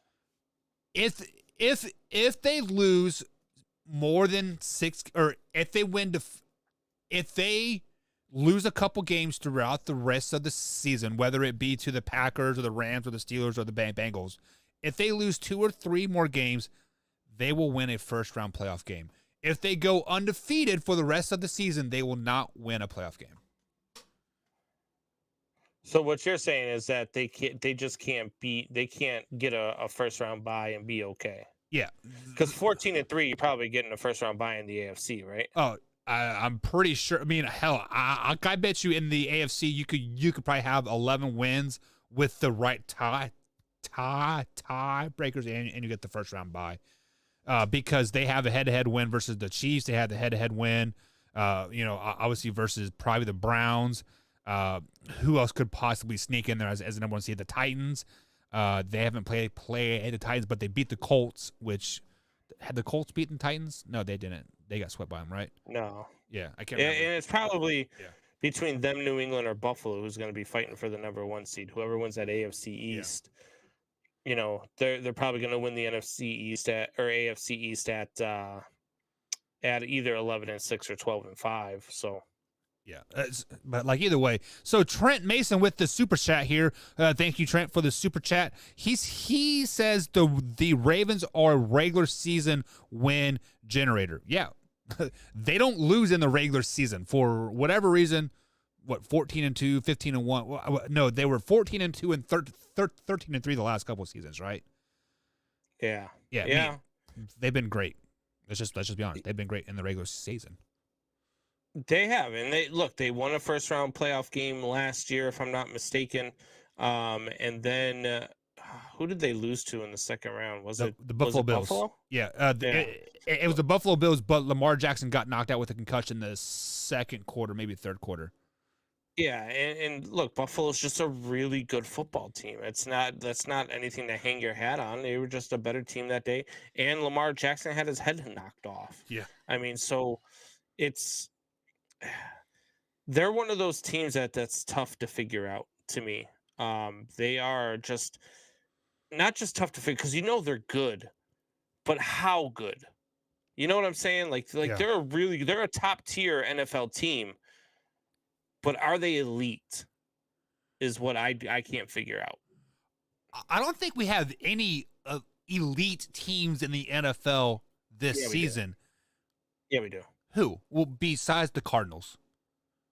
You have the Arizona Cardinals are an elite team. Right now, you've got the Baltimore Ravens are close to being an elite team. Close is not elite, though, Combs. Come on now.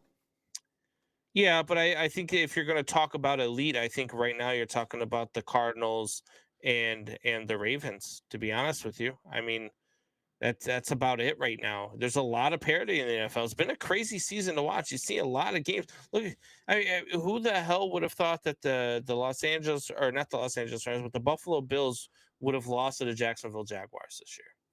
Right. In a game that finished 9-6. So usually by week 10, week 11 of the NFL season, there are some teams mathematically eliminated from the playoffs, right? This year there is none. We're going into week 13, Combs, and there are no teams mathematically eliminated from the playoffs yet. When I told you that I had the Cardinals at 15-2, you guys thought I was out of my mind. Yeah. You had them as the worst team in the NFC West. But spoiler alert, still with 11 wins though. But if I would have told you, hey, in week 12 or week 12, they're going to walk into Seattle. Colt McCoy is going to be their quarterback, and DeAndre Hopkins is going to be out. They're going to walk into Seattle and win that game by 10 points. You would have called me crazy. Oh, 100%. Also on the flip side, that's what happened last week. Yeah, like who? You don't know what's going to happen this year in the NFL. You really don't. So I saw a stat where Colt McCoy is 2-2 or 2-0 in Seattle as a starter with the Arizona Cardinals. That's interesting. That's crazy is that? Yeah. Colt McCoy was one of those guys. He's an interesting story, right? Because he was one of those guys coming out of college. Was it the Browns who drafted him? Has to be because the Browns drafted like every Big 12 quarterback for like 8 years in a row. But yeah, Colt McCoy got drafted probably 2008 or 2009. I can't remember for sure. Well, no, I'm looking him up right now to see where he was at, where he was drafted.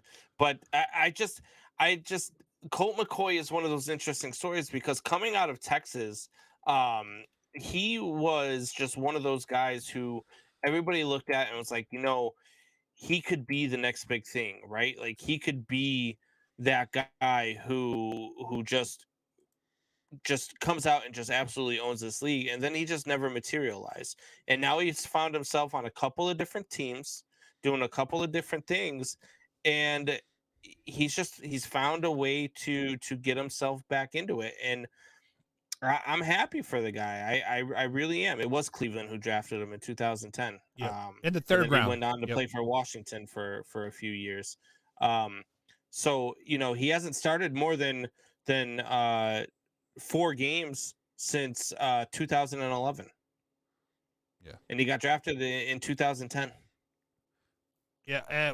So didn't he break his leg or something like that? I can't remember for sure. yeah, Yeah, I thought he broke his leg. and Yeah. this is the first time since 2011 that he's won more than 1 game in a season. Crazy. It's insane. So some more chats here. Let's go ahead and scroll through it. Trent Mason says Lamar Jackson is 35-10 in his career in starts. That's very, very impressive. However, he is 1-3 in the playoffs. Trent, I just want to throw that out there. Yeah. Trent also says I don't think any team is elite this year, with almost every division having sleepers. Entire league is up for grabs. I disagree. Look, Trent, I get people, don't want to say this team is elite or that team is elite, but we've definitely got at least one elite team, right? I think we can all agree that at this point, the Arizona Cardinals are elite. Are they though? I I mean, like, okay, like let's take the records out of it, right? How are they not?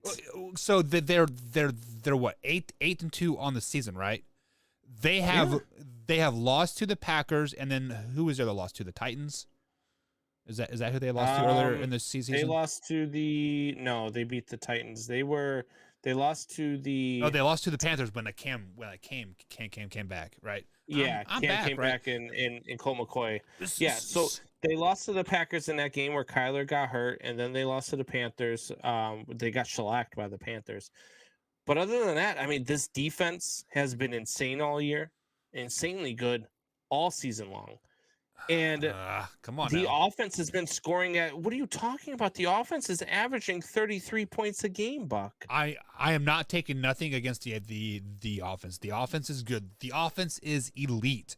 But ever since they lost JJ Watt the day before the Packers game or the week before the Packers game, teams have been able to run the ball on them as they want. That's what the Packers did to them, is they ran the ball on them. They've given up 21 or more points only 3 times this season. Okay. Only 3 times this season. Right. Look, they gave up 17 to the Niners. They gave up 13 to the Seahawks. Even when they lost to the Packers, they only gave up 24 points. Still. I mean, look, look what they did to the Browns defense in Cleveland. They put 37 up on them. What they did to the Rams in LA, they put up 37 against them. Yeah, that Rams game was a selection. That was a flexing on them. That it absolutely was. That's I don't understand how anybody can watch this team sitting at 9-2, where the last 3-4 weeks have been played with Colt McCoy at their quarterback and no DeAndre Hopkins, and say that this team still winning and still being 9-2 isn't an elite team. That's just it boggles my mind how you could say that this is not an elite team. Because when you think of a elite team, I think of it like of a team where so they play the Rams, the Colts, and the Cowboys in the next 5 weeks, right? Mm-hmm. I do not automatically have the Arizona Cardinals circled in that game. Like, I feel they beat the Rams by 17 in LA. What do you think they're going to do to them in Arizona? I think it is going to be a very, very, very close game. Right I think that game's going to be a 27-24 Rams win. That is when the Rams come back. Has been struggling. This Rams team has been struggling. Yeah. They're not paying very well, and they're getting DeAndre Hopkins and Kyler Murray both back. They're going to kill the Bears. They're going to beat the Rams. They're going to murder the Lions. They're going to beat the Colts. That's probably going to be your best game there for the Arizona Cardinals. It's going to be Cardinals and Colts. And the Cowboys. Because the Colts are still going to have to play for something. And at that point, I really feel like the Arizona Cardinals, who are going to be sitting at probably 13-2 heading into that game, it's going to be a very good game. And then maybe against the Cowboys and the Seahawks, you might see a loss because they might start resting guys heading into the playoffs because they're going to have the number 1 seed locked up. This is an elite football team, Buck. This is an elite football team. This team does not lose. Their defense is so damn good that they've given Colt McCoy the first time since 2011, first time in 10 years the guy's ever won more than 1 game in a season. Also think that Colt McCoy's better than Kyle Murray. That's just an asinine. Stop. So Drew says, why do you not like the Cardinals, Buck? Well, Mr. Drew, why do I not like the Cardinals? Let's flash back to 2018-2019 NFL season. They had a coach by the name, I believe his name was Steve Wilks. They had a quarterback, first of all, rookie head coach, and had never coached a game before in his life before he was hired by the Arizona Cardinals. And then they had a rookie quarterback by the name of Josh Rosen, right? Drafted him, I believe it was number 1 overall, if I'm not mistaken. He was definitely the first quarterback off of the board. The Arizona Cardinals went 3-13 that particular season. They fired their coach. They traded off Josh Rosen after 1 season. That's why I always will hate the Arizona Cardinals. Ill will for them 100% because of exactly what they did to Steve Wilks and Josh Rosen. Didn't even give them a chance. They're like, you know what? We want Cliff Kingsbury. Was it a good move? In hindsight, maybe. But Cliff Kingsbury is still only a 500 coach still. And you know what? They're better off for it because look at where they're at now. You know what? I wish the Bears would have done the same thing to Matt Nagy and Mitch Trubisky after 1 season. Are they, though? Cliff Kingsbury's going to Oklahoma. Buck, stop. That's a stupid take, too. No. All right. You've got a head coach. You've got a head coach that is about to challenge for a Super Bowl title, has one of the best teams in the NFL, and he's going to leave to go coach a college team? Yeah, you better throw 150 million to 200 million at him. He's a single rich man going to a college in Oklahoma. I would do the same. No, but seriously, I believe it was Bleacher Report that first reported it, saying that Oklahoma and Cliff Kingsbury's are in serious talks. Bleacher Report also the first one to report that Matt Nagy was getting fired after the Thanksgiving game? That was the trolling account, and I don't know who said it because I heard it from you. So no, but it was Bleacher Report. It was Bleacher Report. Was it? But yeah, I mean, there have been several sources saying that Oklahoma and Cliff Kingsbury are in very deep talks of bringing Cliff to Oklahoma. So, what would it take for you to leave Arizona to go to Oklahoma? And 250 million is not the answer. I mean, because obviously they're not going to pay that. $100,000. Like I'm a regular guy. I'm a regular Joe. Well, you give me $100,000, I'll move wherever the hell you want me to move. If you're Cliff Kingsbury, if I'm Cliff Kingsbury, I don't leave Arizona. Nothing's taking me out of Arizona. You're not taking me out of one of the best teams in the NFL that I am leading the charge with. A team that has never won a Super Bowl. A team that has only been to I think maybe 1, maybe 2 Super Bowls. And lead me to promise, and I'm going to have the best record in the NFL, and I'm going to leave to go coach Oklahoma. Yeah, and have to deal with getting knocked out of the playoffs every year because I'm not in the SEC. They are in the SEC now. Oh, that's even worse. All right, well, now I got to face Alabama every day. No. You don't got to face Alabama because they'll probably end up in the East some crazy way. But they'll have to play. Oklahoma go to the SEC? What the hell did I miss? I thought they were still in the Big 12. We literally talked about this. Like they transfer in 2022, maybe 2023. Texas and Oklahoma both going to SEC. Oh, okay, so they are still in the Big 12. Well, yeah, for now. But like next year they'll be in SEC. But. Yeah, Drew says, how is that the team's fault? That's the owner and the GM issue, not the team. Well, the owner of the Arizona Cardinals team, it's his fault. So therefore, I hate the owner and the team. Screw them. For what they did to a player, which many teams have done that to many players and coaches. they have never released a top pick quarterback after one season with a rookie head coach.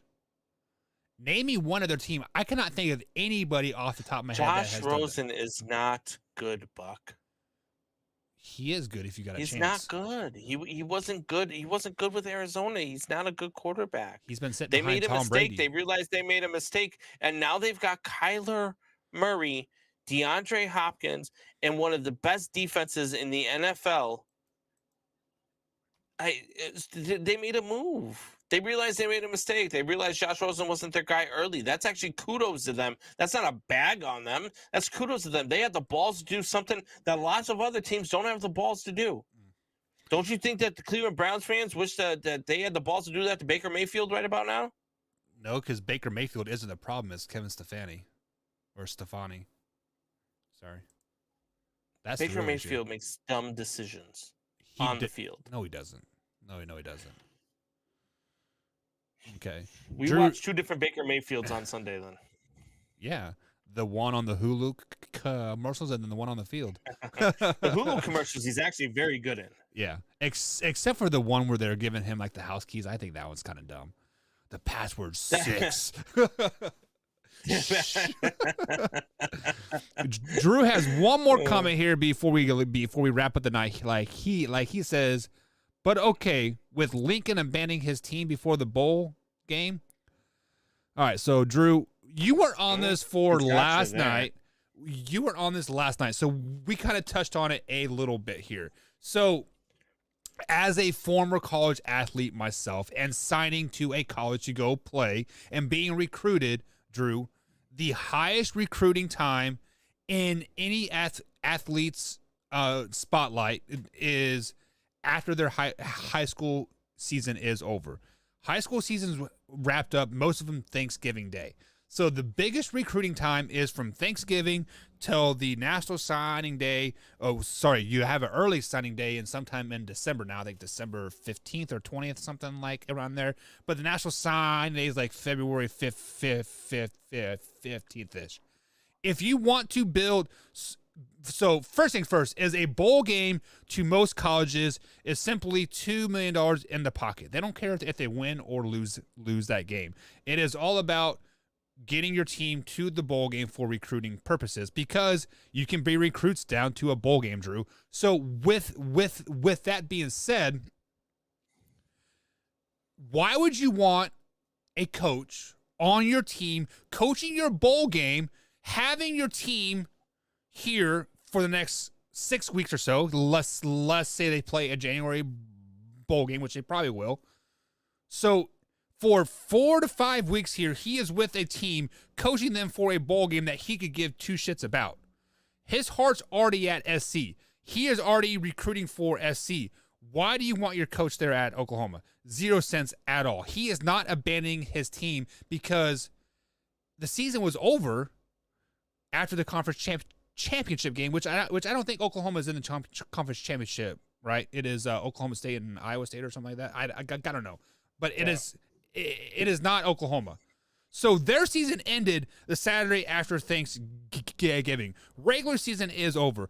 Postseason is all extra. Actually, postseason is 2022 college football season. Did you know that, Drew? So when you play in a bowl game, it does not count for eligibility for this season. So a player like Zen, like our guy Zen that got redshirted this season, but still played the final 4 games because you can play 4 games in a season. He can start in the bowl game and not lose his eligibility. So how is that abandoning your team at all? Because how about this? If you want to talk about abandoning teams, how about Spencer Rattler?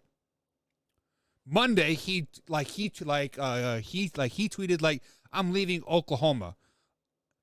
Since Monday, he has not practiced with the team. He is not traveling with the team to the bowl game or anything like He's like terrible that. anywhere. That's abandoning your team. Look, I don't think it's abandoning your team. I think it was worse that Brian Kelly left for the Notre Dame for two reasons. One, they're in the chance for a college football playoff berth, and for two, that's going to weigh heavily on the committee's decision. They've said that it's going to weigh heavily on their decision on whether or not Notre Dame gets into the college football playoff, because who's going to be coaching them? They said personnel absolutely makes a difference. So I think that's worse for Notre Dame than it is for Lincoln Riley. But look, $100 million, Drew. Look, for $100 million, man. Sorry, but bye. Like, I mean, Yeah. God, look, I love you guys. I love Buck. I love doing this show. But if somebody came up to me right now and said, Combs, I'll give you $100 million to go do a show with somebody else, bye. Like, I'm sorry, and I'll give Buck $2 million of the $100 million to drown his sorrows in. Well, and then Combs would not, give his 2 weeks here because his heart wouldn't be here, right? He would be instantly gone. Like, he would be like, "Hey, Monday we need you to start," right? So Drew says he is a hypocrite. How is it a hypocrite? So I disagree. I disagree. It's not being a hypocrite. It's college football. You know that. I mean, all coaches in college football are like that. I look at Urban Meyer. Urban Meyer is a prime example of that, right? I mean, 3 years heart attack, off for 3 years. 3 years heart attack. Yep. Yeah. How many times that he lose Florida? All of a sudden they're gonna get investigated for something. Oh, all of a sudden he's got a heart condition. Then you're gonna look at there were other coaches too that as soon as they get caught doing something illegal, Pete Carroll, as soon as they get caught doing something illegal and they're about to suffer the consequences and not be able to go to a bowl game, they leave their program and they go coach another program. Like it's part of college football. It's what college football has always been. The only issue I take with it is that they don't allow players to do the same thing without penalty. Which now they are being a lot more lenient on it now. So, I mean, it is what it is. See, that is the difference between being an adult and a kid, right? I mean, so the kid, you have to do what your adults say. So, and then an adult can do whatever he wants. So, is one of Drew's 44 favorite teams? Is it Oklahoma? I'm not for sure because he says Spencer sucks, overrated. Spencer does suck. He is overrated. He's right. Yeah. So rumor has it that Spencer Rattler is going to USC as well. So. Bye. Good luck reviving that program with Spencer Rattler. Yeah. Good luck. Well, they also have the top-rated quarterback signed as well to USC. So I don't know. They're doing something. Yeah. But on the flip side, Combs, this happens every year. At the end of November, Thanksgiving Day, that Friday, Saturday, Sunday, why go Black Friday shopping when you can sit there and watch ESPN? If Cincinnati doesn't make the college football playoff, watch how quick their head coach becomes the new head coach of Notre Dame. Yeah, Brian Kelly did. I'm just saying, that's who they want. That's the word that's who they're targeting. And right now, he's saying he's with Cincinnati because they're in the college football playoff. They get knocked out of that top 4 this weekend. Watch how fast he becomes the Notre Dame head coach. Yeah, and I think Drew is so upset because it is a head coach. Last year, the Alabama defensive coordinator or offensive coordinator got a head coaching job somewhere, and he didn't coach in the playoff game. What's the big deal about that? Is it because it's a job title raise or what? Like, I don't know.